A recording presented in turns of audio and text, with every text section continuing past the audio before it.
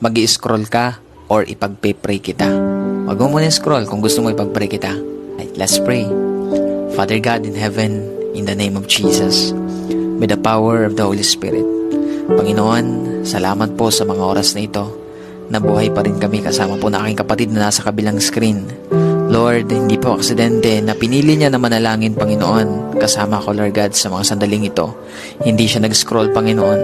Lord God, hindi po aksidente na pinapakinggan niya ngayon, Panginoon, ang panalangin ito. Kaya dalangin ko, Panginoon, anuman yung mga bagay na tinatago ng taong ito, ng mga nararamdaman niya, Panginoon, O God, mga kabigatan na yan, na sinasarili niya, Panginoon. Tulungan niyo po siya, Lord. Panginoon, bigyan mo siya ng lakas na galing po sa inyo. Tulungan mo siya, Panginoon, na magtiwala sa inyo at isuko lahat-lahat, Panginoon. Lord, walang bagay na hindi mo alam sa buhay namin, lalo na sa taong ito na nandito sa screen, Panginoon.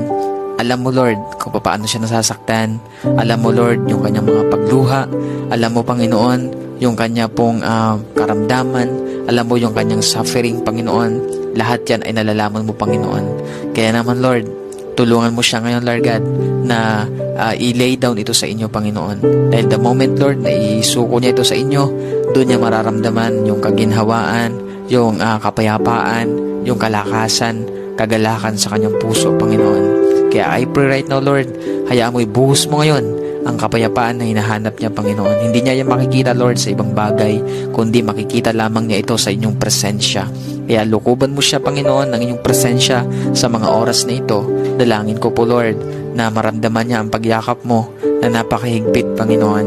Kaya mo, Lord, sa pagyakap mo, makita niya, Lord, maranasan niya, Panginoon, ang inyong pong pagkilos, makita niya, Lord, na may binabago ka sa kanyang buhay, maging sa kanya pong sitwasyon. Maraming salamat, Panginoon. Hayaan mo, Lord, magpakilala ka pa sa taong ito na nandito sa screen, Panginoon.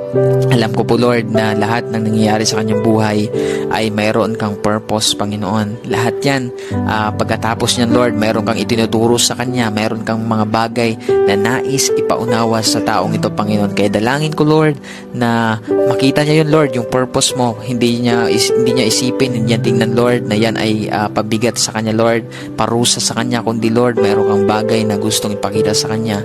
Isa na po doon ang kapangyarihan mo, ang katapatan mo, gusto mong patunayan ang katapatan sa kanya. Kaya dalangin ko po, Lord, na mas makita niya, Lord God, yung pagkilos mo sa mga sitwasyong ito na kanya pong pinagdadaanan. Maraming salamat, Lord. Pinagkakatiwala ko po siya sa inyo. In Jesus' name, Amen and Amen. So, ayan kapatid, ipagkatiwala mo yan sa Panginoon lahat. May purpose si Lord kung bakit ka nandyan. Tatandaan mo palagi yan.